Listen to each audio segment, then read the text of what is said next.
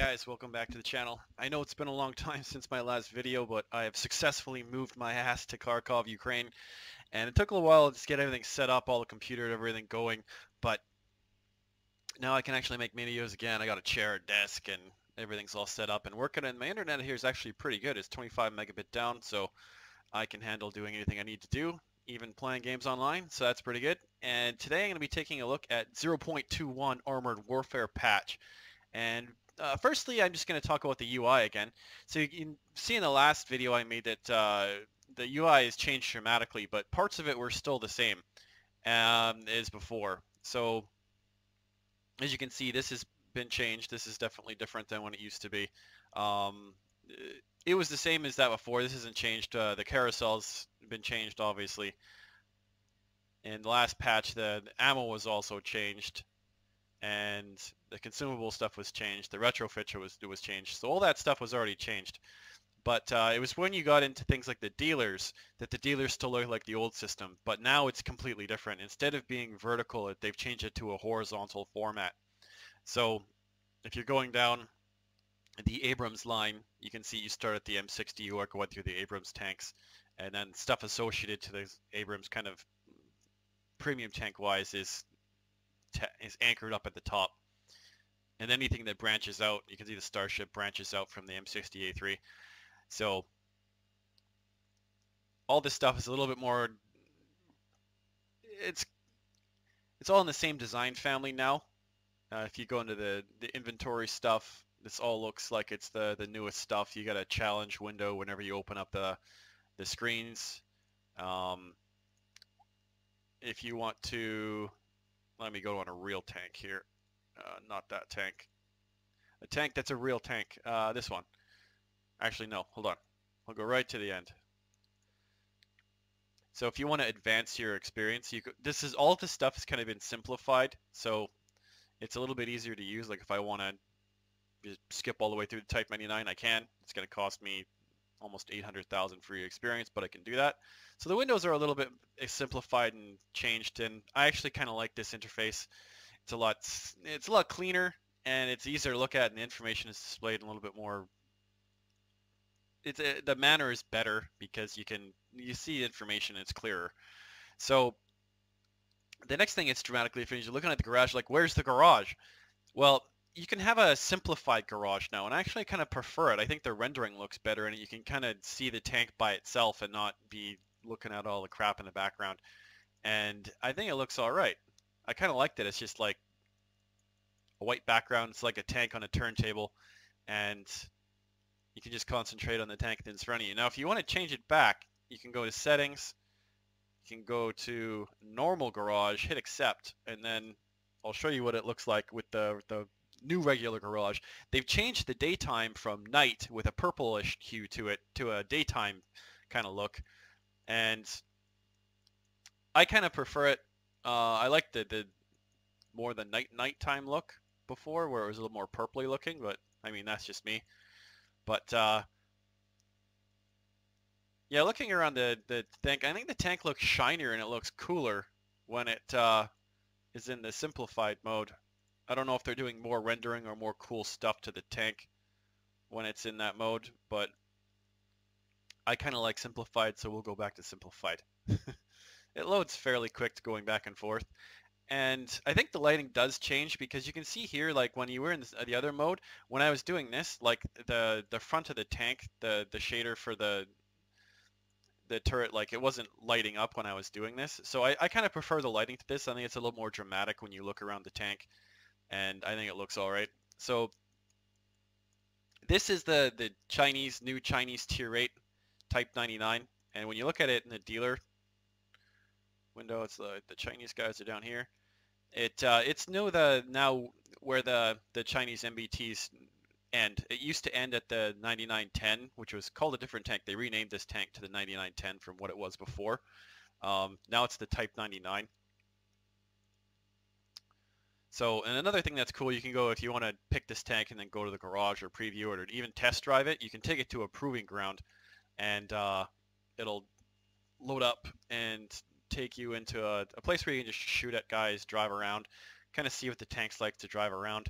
And it's actually kind of cool because you can get an idea of whether you like an armored fighting vehicle or a tank destroyer or whatever or not. Unfortunately for you, no one's watching you drive around. And you've got them capturing the screen and then dumping it into a buffer and putting it on a big screen in the background, so that's pretty cool. But in general, yeah, you can just drive around and not penetrate your shots. So, yeah, this is the new proving ground. I don't know if this was in the last patch, but... And I also think the performance has improved a fair bit as well. We'll enter back to the garage. Yeah, the performance seems like it's improved. The only bug that I've seen being introduced is the damage windows for when you do damage and when you receive damage. They seem to be locked together, and when I move one, it moves the other. So they've introduced some kind of bug there, so if the dev team's watching this, they should fix that bug, because it's kind of annoying. And yeah, the only thing that looks like it's harkening back to the old ugly kind of interface from the my.com days is this. This looks like it's still back in the old look. And the only other thing that kind of looks like it'll do that as well is when you hit action, it takes you back to this screen. This screen doesn't look as terrible, but I definitely prefer the new look. And so when they finally harmonize everything, they've almost got everything there. Like the filter windows are all right, the bar at the bottom of the tanks and everything is all right. It's just a couple of the screens that are left that are still hanging out there and not quite harmonized to the rest of the interface yet. And even the upgrades for this stuff have all been changed, so you can see which stuff you've unlocked and what you've not unlocked, and change all your under paint colors, and it's a little bit easier to see what's going on. Simplified, cleaner. Oops, I didn't even want to do that. Oh wait, whatever. And the next thing we'll take a look at is the after battle results screens, which are not the global chat. I'm still getting used to where everything is. Okay, we'll load that up at the end of the video. I took screen caps of it, but you can see that they've completely changed the end of battle results screens, and I'll run through that last. So the next thing we'll take a look at are some of the vehicles, and you can get to them from going down here, and luckily you can preview everything. So this is the Sakal BVP M.2 SKCZ. It's got a weird name. Sounds like it's Czech or something. I personally don't like playing armored fighting vehicles too much, or even tank destroyers. I'm like an MBT light tank guy only in this game. And you can see the line above is also the PvE only artillery, which is the best change they've ever made in this game. This is the KTO Rosamac. It's got 8 wheels, big gun. Looks alright. And then we've got an upgraded version of the Rosamac, the KTO M1. This looks like it adds some kind of anti-tank missile system. Another thing that they let you do is zoom in quite a bit. Maybe a little bit too much. Like you can zoom in, like you can actually go through the bounds of the tank, so they might want to have some camera collision, but it generally looks pretty alright. And the next one is called the WPB Anders. It's going to be sporting a pretty high caliber gun. This looks like it's at least 120 millimeter. Generally looks pretty cool. Got a big automated machine gun on top. You can see it's got a sight for the commander and the gunner and everything going on. And then the last one that they added was this Wilk XC8. And I'm assuming this thing's got an autoloader. Again, this is TDs. I'm just not going to go through the stats on all of them. I haven't played any of them. They're tank destroyers, and I'm probably not really going to be playing them that much. So it doesn't really interest me too much. But yeah, so this is the new way the lines are getting set up in the dealer system. And the only other things they've made changes to are the mechanics for the heat rounds and the AP rounds. And if you want to really understand what they've done, I don't want to get into it here because I don't know if I even fully understand what they changed. They've changed something to make heat rounds a little more relevant, so people aren't just doing this, where they're loading up all AP rounds and only some heat rounds. Then you got a little bit HE. HE's always been kind of useful for just that last hit when you need like 50 damage, and then you got missiles. But they've changed the rounds a little bit, so they're a little bit more differentiated. I've got to figure out what exactly the differences are that they've changed. It says high bonus against thin armor. Obviously, it's crap against ERA because it gets chewed up, and has a chance to be fused against cage armor. So cage armor isn't an end-all be-all to stop heat armor. And then it says it's barely effective against spaced and composite armor. So take it for what it is. And then the last changes they did were to the economy. And again, if you want to see the full breakdown of that, they have it on the website. And I don't know if they made things more expensive or less expensive or made it so you make a lot less money or not. I've noticed that I've been able to make pretty good amounts of money from playing my premium tanks, like my T64 AV. I've been able to make like 120, 160, 200,000 credits from some of the games I've been playing, which is all right. And I don't know, honestly, I don't know if this has been here for a long time, but I found that they put in a new surplus repair kit, which is pretty awesome. And what it does is it increases your repair speed by 10%, and then you can also repair up to 3 components, which is different from how World of Tanks does it now, where it just sits there and it refreshes itself. It has a cooldown and then it pops back in, and you get charged every time you do it. So if you burn 5 repair kits in World of Tanks, you could just keep repairing and keep fixing all your modules and stuff. I kind of like this way.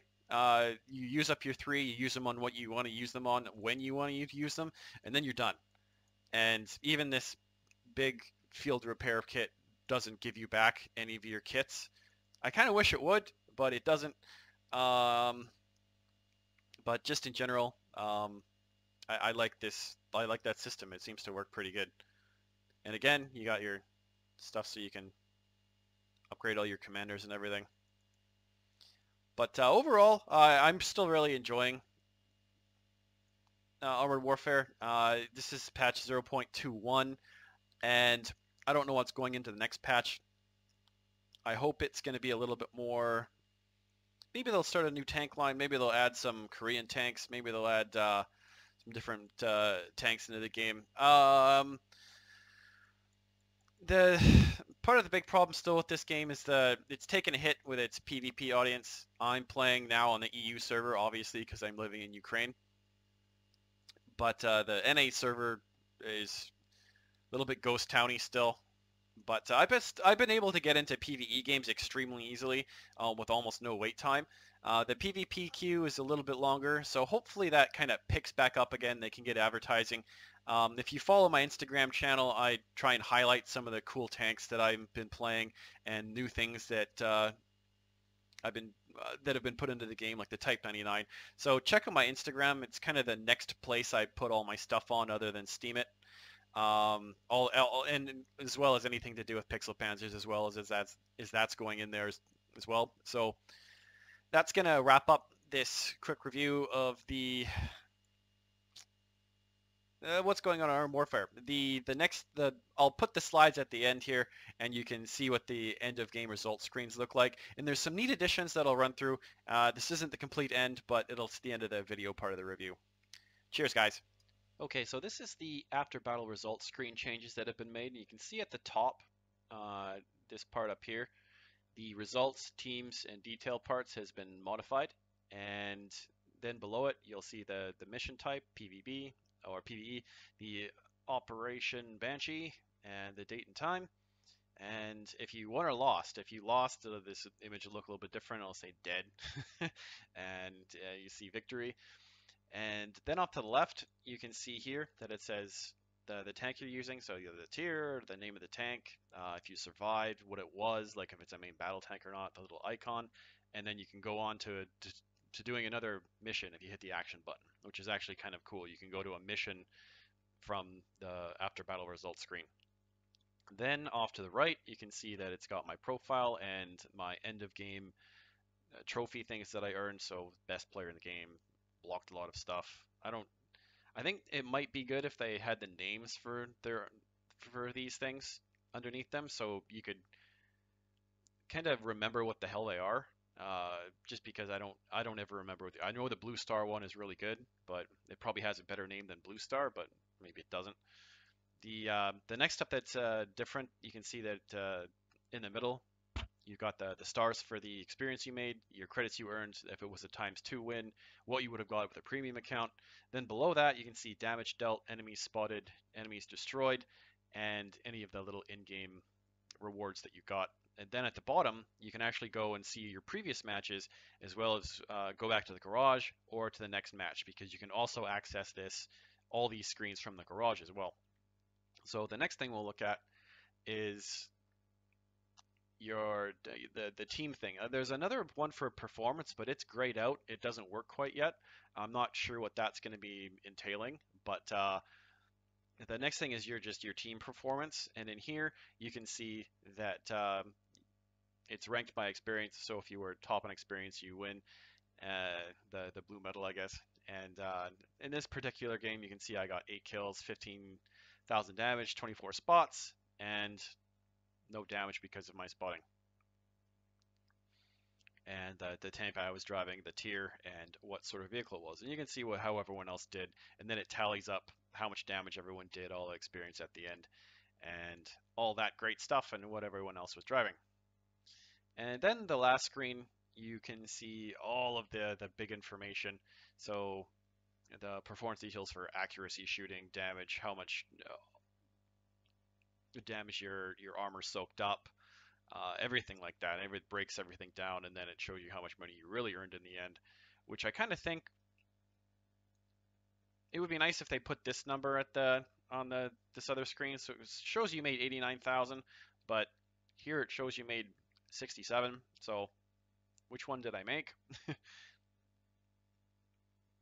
guess they're minusing the logistics cost and all the repaired junk at the end, but it'd be kind of nice if they put the real amount you made here instead of the gross amount. I find it kind of annoying and disingenuous. Like, oh, look, I made 89,000, but I didn't really make 89,000. So I'd rather see the net number instead of the gross total. So that's one of the changes I think I would like to see. And again, I like to see the names of these icons for the stuff at the top. I think that would be better. And obviously buttons to purchase premium down in the bottom right. And this is gonna be the end of the video. I'd like to thank everyone for watching up to the end here, and like, comment, subscribe. And if you want to support the channel in any way, you can check out my other media. If you want to donate, links are in the description.